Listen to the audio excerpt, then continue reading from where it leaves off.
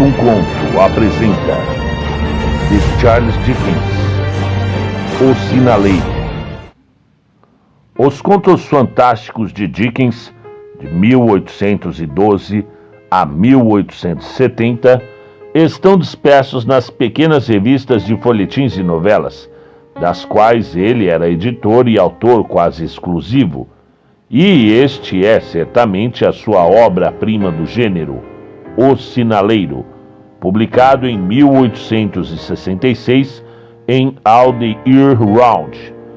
Conto muito tenso e compacto, todo feito entre trilhos, cheio de barulhos de trem, ocasos na desolada paisagem ferroviária, figuras vistas à distância das encostas. O cenário do mundo industrial entrou na literatura e já estamos muito longe das visões da primeira metade do século. O fantástico se torna pesadelo profissional. Ei, você aí embaixo! Quando ouviu uma voz chamar assim, ele estava parado na porta da sua cabine, segurando uma bandeirola dobrada sobre o curto cabo. Alguém poderia pensar, considerando a natureza do lugar, que ele não teria nenhuma dúvida sobre a direção de onde vinha a voz. Mas, em vez de olhar para cima, onde eu tinha parado no declive sobre a sua cabeça, ele se virou e olhou em direção à linha. Havia alguma coisa marcante no seu jeito de fazer aquilo, ainda que eu não seja capaz de dizer de maneira nenhuma o que, mas sei que era algo considerável o suficiente para chamar a minha atenção. Mesmo que sua silhueta estivesse reduzida e obscurecida lá embaixo, em uma vala profunda, e a minha sobre ele, tão saturada pelo rubor de um pôr do sol bravio que eu tinha de proteger meus olhos com as mãos para enxergá-lo melhor. Ei, aí embaixo! Olhando ao longo da via, ele se virou novamente, e levantando os olhos, viu meu vulto bem em cima dele. Há algum atalho onde eu possa chegar até aí para conversarmos? Sem responder, ele ergueu os olhos para me ver e eu olhei para baixo. Achei melhor não incomodá-lo repetindo minha pergunta inútil. Nesse instante, houve uma débil vibração na terra e no ar que rapidamente se tornou um pulsar violento e de imediato uma investida me fez ir para trás, forte o suficiente para lançar-me ao chão. Quando a fumaça do espesso se dissipou, roçando a paisagem, olhei para baixo de novo e o vi enrolando a bandeirola que ele mostrara enquanto o trem passava. Repeti a pergunta. Depois de um silêncio, ele me olhou com profunda atenção. O sinaleiro apontou sua bandeirola na direção de um ponto à minha altura, 2-3 metros à frente. Respondi para ele, certo, e fui até o lugar. Olhando atentamente em volta, achei um atalho irregular e todo o traçado e o segui. O caminho era extremamente profundo e estranhamente precipitado. Ele tinha feito de lado a lado em uma pedra úmida que se tornava mais enlodaçada e escorregadia conforme eu descia. Por essas razões, achei o atalho longo o suficiente para relembrar o singular ar de relutância ou obrigação com que ele me apontara. Quando desci o suficiente para vê-lo outra vez, notei que ele estava em pé entre os trilhos onde o trem havia terminado de passar, em uma atitude de franca espera. O sinaleiro estava com a mão esquerda no queixo e a direita sobre o peito, cobria o cotovelo esquerdo. Parecia tão atento e com tal expectativa que parei um momento para observar melhor aquilo. Continuei a descida e atingi o nível da estrada. Mais de perto, distingui um homem moreno e pálido, com uma barba escura e sobrancelhas espessas. Nunca vi um lugar tão solitário e lúgubre como aquele onde haviam colocado a cabine. Uma parede gotejando a água recortava os dois lados, escondendo toda a vista, além de uma listra no céu. Via-se apenas um arco prolongado de uma grande masmorra. Na outra direção, apenas uma luz vermelha que terminava na triste entrada do túnel negro. Era visível. Havia na arquitetura maciça daquele túnel um ar rude, deprimente e ameaçador. A luz do sol quase não chegava àquele ponto, e a terra tinha um cheiro de cemitério. O vento gelado e cortante me dava calafrios, como se estivesse deixando o mundo real. Antes que ele pudesse se mover, eu estava perto o suficiente para tocá-lo. Nem nessa situação ele desviou os olhos de mim, mas deu um passo para trás, erguendo a mão. Aquele era um lugar muito solitário para trabalhar, eu falei. E isso tinha atraído a minha atenção quando olhei lá de cima. Uma visita era uma raridade, eu poderia supor. Não uma raridade desagradável. Era a minha esperança. Para ele, eu era tão somente um homem que ficara fechado nos seus estreitos limites durante toda a vida e que, tendo por fim se libertado, se interessara por essas grandes construções. Foi mais ou menos sobre isso que falei, mas sem nenhuma certeza sobre os termos adequados a usar, já que não sou muito bom para começar uma conversa, e também havia alguma coisa de ameaçadora naquele homem. Ele olhou de um jeito muito estranho para a luz vermelha na boca do túnel e para os arredores, como se alguma coisa fosse sair dali. Depois me encarou. Aquela luz era parte da responsabilidade dele, não era? Ele respondeu com uma voz fraca. Você não sabe do que se trata? Pensei em algo assustador enquanto acompanhava o olhar fixo e o rosto saturnino daquele espírito. Não era uma pessoa. Comecei a especular se ele tinha algum problema mental. Dessa vez fui eu quem recuou, mas enquanto fazia isso, percebi que ele sentia algum medo de mim, o que me fez deixar de pensar aquelas tolices.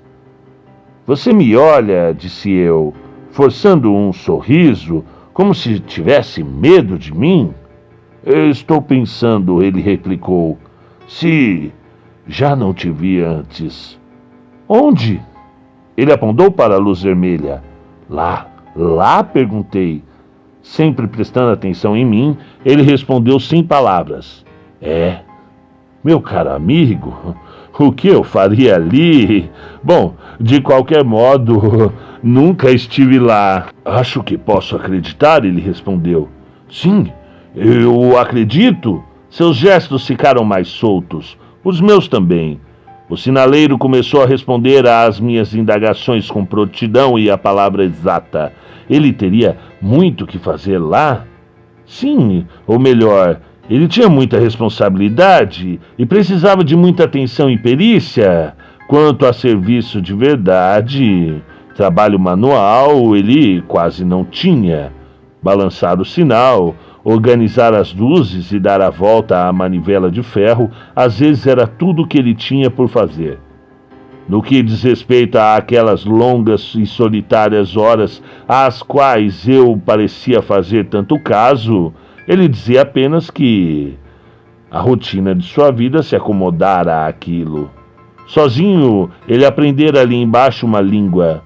Se apenas entender os seus signos e formar suas próprias ideias cruas sobre a pronúncia, pode ser chamado de aprender. O sinaleiro tinha também estudado frações e decimais, e tentando uma pequena álgebra, mas era, desde garoto, inábil para o cálculo. Enquanto trabalhava, precisava realmente ficar exposto àquele corredor de vento úmido?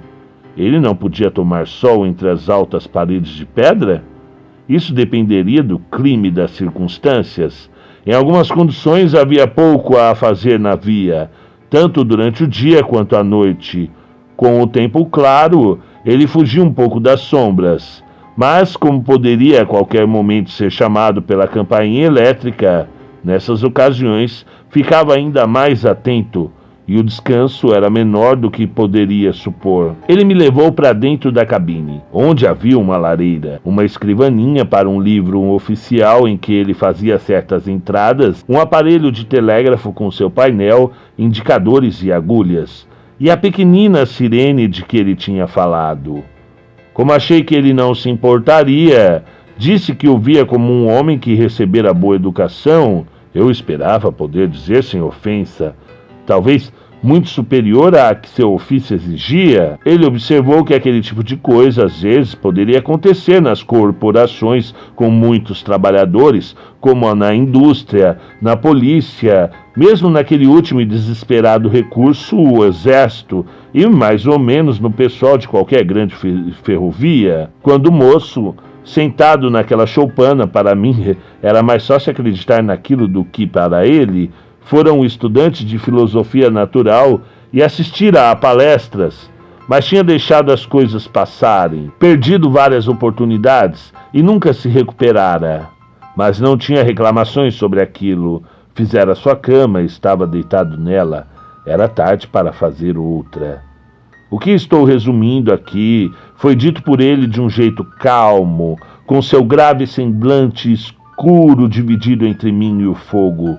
O sinaleiro repetia a palavra Senhor de tempo em tempo, e especialmente quando se referia à sua juventude, como se quisesse me pedir para entender que não desejava ser mais do que eu estava vendo. Fomos interrompidos várias vezes pela pequena campainha e pela sua necessidade de ler mensagens e enviar respostas. Uma vez saiu à porta, empurrou a bandeirola enquanto um trem passava e falou alguma coisa com o condutor. No que toca aos meus deveres, vi que ele era exato e atento, parando de falar no meio da frase e só voltando a conversar quando terminasse o trabalho. Em uma palavra, eu classificaria aquele homem como um dos mais adequados para exercer tal serviço, não fosse pelas 2 vezes em que ele empalideceu, olhou para a sirene que estava silenciosa, abriu a porta da choupana, que tinha sido fechada por conta de um ar úmido muito pouco saudável, e olhou estranhamente para a luz vermelha perto da boca do túnel. Nessas 2 ocasiões, ele voltou para a lareira com o mesmo semblante perturbado que eu observara quando ainda não tínhamos começado a conversar. Você quase me fez pensar que eu tinha encontrado um homem feliz, eu disse quando eu me levantei para sair. Confesso que disse aquilo para provocá-lo. Eu costumava ser. Ele acrescentou com a voz baixa do começo da conversa. Mas agora estou com problemas. Senhor, estou com problemas. Ele poderia não ter tido nada daquilo, mas como começou não deixei passar. Por quê? Qual é o seu problema? É muito difícil explicar, senhor. É muito difícil confessar. Se o senhor me fizer outra visita, vou lhe contar tudo. Mas eu realmente quero fazer a você outra visita. Diga, quando pode ser? Saio pela manhã e devo estar de volta às 10 da noite, senhor. Venho às 11. Ele me agradeceu e saiu comigo até a porta. Vou acender a minha lanterna, senhor, disse naquela voz baixa, tão particular, até que você tenha encontrado o caminho de volta. Quando o encontrar, não grite. E quando estiver no topo, também não grite. Aquilo deixava o lugar ainda mais gelado, mas eu falei apenas, combinado. E quando você vier amanhã à noite, não grite. Mas me deixe perguntar uma coisa antes que você vá. Por que você gritou, ei, aí embaixo, hoje? Sei lá, eu disse. Eu gritei alguma coisa assim? Não foi alguma coisa assim, senhor. Essas foram as palavras exatas. Eu as conheço muito bem. Foi isso mesmo que eu disse, sem dúvida, porque vi o senhor aqui embaixo. E só por isso? E por que mais? Você não sentiu que essas palavras lhe foram transmitidas de um jeito sobrenatural? Não, ele me desejou boa noite e acendeu a lanterna. Caminhei ao lado dos trilhos da via, com uma sensação muito desagradável de que o trem vinha atrás de mim. Até que achei o atalho, a subida foi mais fácil que a descida. Voltei à minha estalagem sem qualquer problema. Pontual, eu estava entrando no atalho quando os relógios bateram 11 horas. Ele estava esperando por mim no lugar, com a lanterna branca acesa. Não gritei, eu disse quando estávamos juntos de novo. Podemos conversar agora? Lógico, senhor. Boa noite, então. E aqui está a minha mão? Boa noite, senhor. E aqui está a minha. Com aquilo, caminhamos lado a lado até o posto. Entramos, fechamos a porta e sentamos diante da lareira. Decidi que o senhor, começou ele, torcendo-se para a frente logo que sentamos, quase murmurando: não precisará me perguntar 2 vezes o que está me perturbando. Ontem à noite, achei que o senhor fosse outra pessoa. É isso que está me perturbando? Um engano? Não, o outro. Quem é? Eu não sei. É parecido comigo? Eu não sei, eu nunca vi o rosto. O braço esquerdo sempre fica sobre o rosto e o direito balança muito, com violência, desse jeito aqui, ó. Com os olhos eu tentava acompanhar os gestos cheios de paixão e veemência. Pelo amor de Deus, saia da frente. Uma noite enluarada, disse o homem.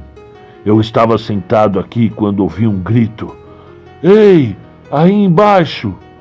Pulei procurando a porta e vi essa imagem em pé na luz vermelha perto do túnel, gesticulando como eu lhe mostrei. A voz parecia rouca e bradava: atenção, atenção! E novamente: ei, aí embaixo, atenção! Eu apanhei a minha lanterna, acendi o vermelho e corri na direção do vulto gritando: o que está errado? O que aconteceu? Onde é? Ele estava parado bem na saída. Cheguei tão perto que me admirou vê-lo cobrir os olhos com a manga. E corri para onde ele estava e estiquei minha mão para puxar a manga. Foi quando ele se foi. Para o túnel? Perguntei. Não! Corri uns 500 metros para dentro do túnel, parei, ergui a lanterna e distingui os algarismos de medir a distância. E vi o único pigmento caindo furtivamente pelas paredes e gotejando através do arco. Corri para fora novamente, o mais rápido do que tinha entrado, já que tinha uma repugnância mortal por aquele lugar, e olhei ao redor da luz vermelha com minha própria iluminação. Subi aos pulos a escada de ferro para a galeria e desci novamente até correr aqui. Telegrafei para os 2 lados, um alarme foi dado, algo errado. A resposta veio de ambos os lados. Tudo certo. Tudo certo. Resistindo ao lento calafrio que me percorria a espinha, mostrei-lhe como aquele vulto poderia ser um engano de sua visão. Sabe-se que algumas imagens originam-se de uma falha dos delicados nervos que comandam as funções do olho e frequentemente perturbam o paciente. Alguns, conscientes de suas aflições, comprovaram aquilo mediante exames em si próprios. Apenas ouça, disse eu, o vento nesse vale sobrenatural e veja em que harpa selvagem os fios do telégrafo se transformam. O sinaleiro respondeu que sim, depois que tínhamos nos sentado para ouvir por um instante. Ele que tão frequentemente passava noites de inverno inteiras lá, cuidando de tudo sozinho, devia mesmo saber alguma coisa de ventos e fios. Mas a história ainda não tinha acabado. Pedi desculpas e, tocando o meu braço, ele lentamente acrescentou: 6 horas depois da aparição, aconteceu o famoso acidente na via. Depois de 10 horas, os mortos e feridos foram trazidos através do túnel até o lugar onde o vulto tinha estado. Um desagradável estremecimento me balançou, mas fiz de tudo para resistir. Não se podia negar, eu disse, que se tratava de uma notável coincidência que impressionara profundamente sua mente. Mas era inquestionável que as coincidências notáveis acontecem o tempo todo e elas devem ser levadas em conta se tratando de tais assuntos. No entanto, devo admitir, acrescentei, pois vi que ele iria discordar de mim, que homens sensatos não levam em consideração coincidências para planejar as coisas ordinárias da vida.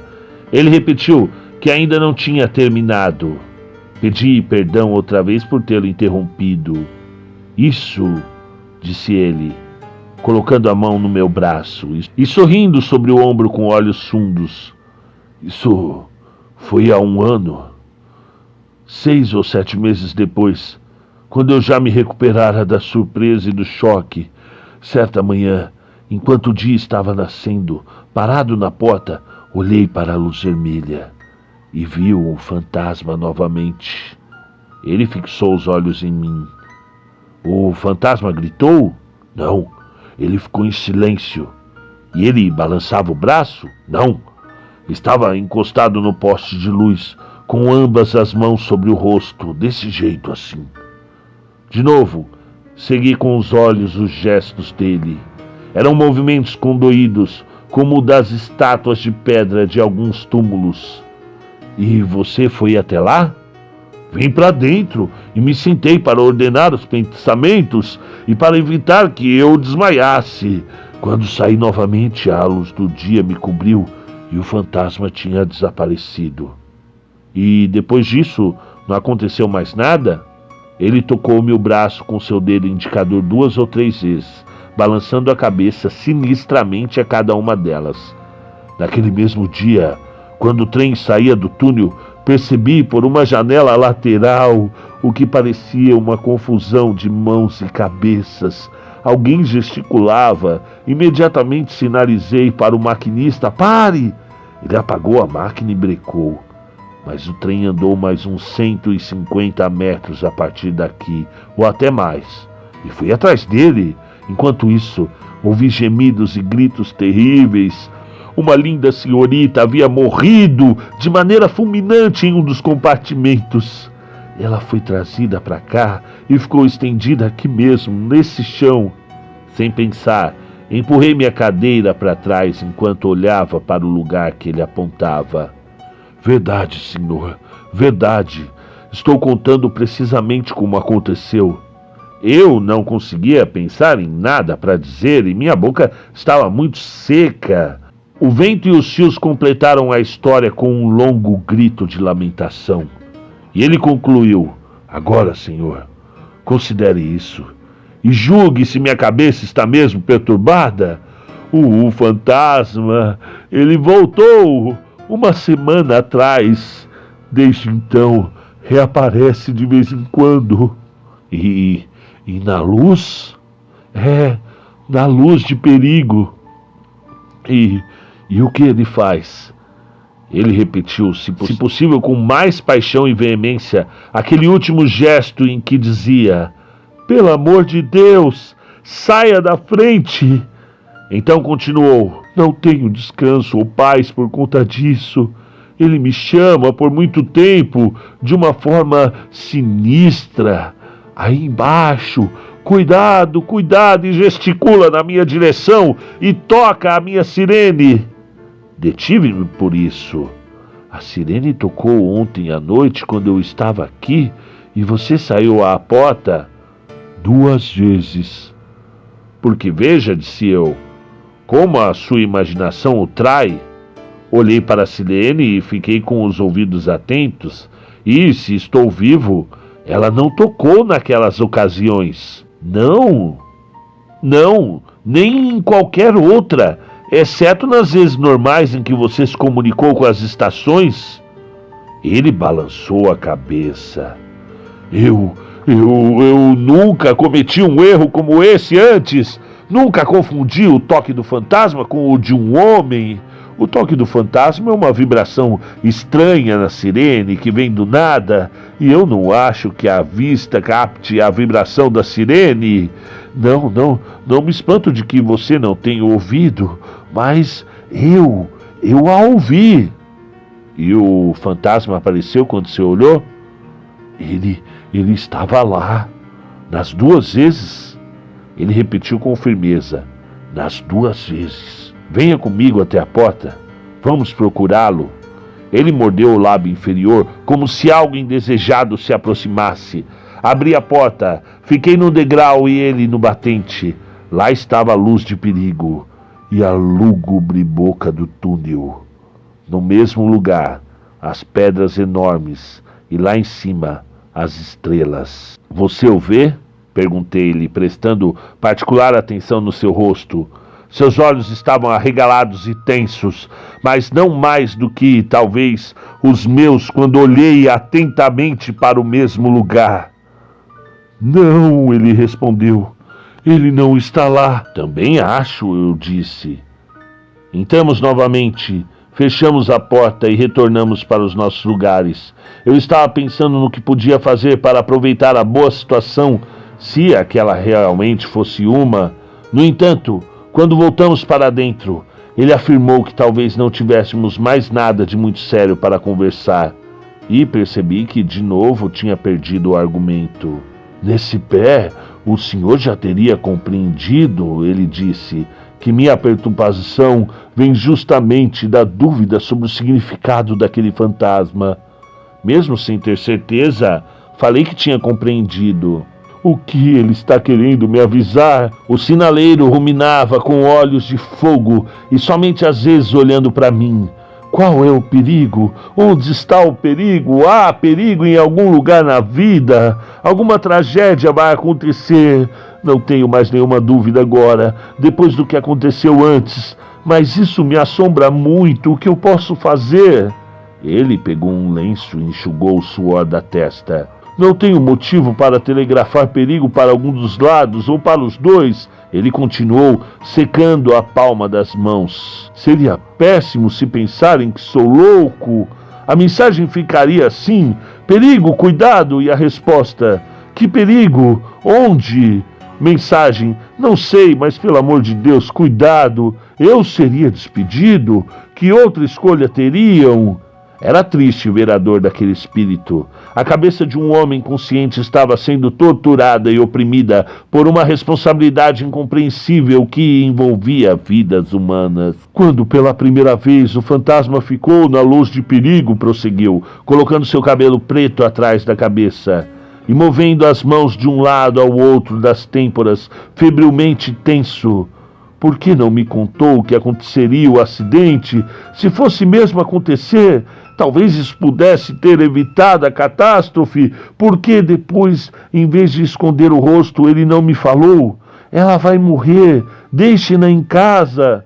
Se naquelas duas ocasiões ele apareceu só para me mostrar que seus conselhos são verdadeiros e para me preparar para um terceiro, por que não me avisa agora com mais clareza? E eu... Deus me ajude, um pobre sinaleiro nesse posto solitário. Por que não fazer isso com alguém que conta com crédito suficiente para fazer alguma coisa?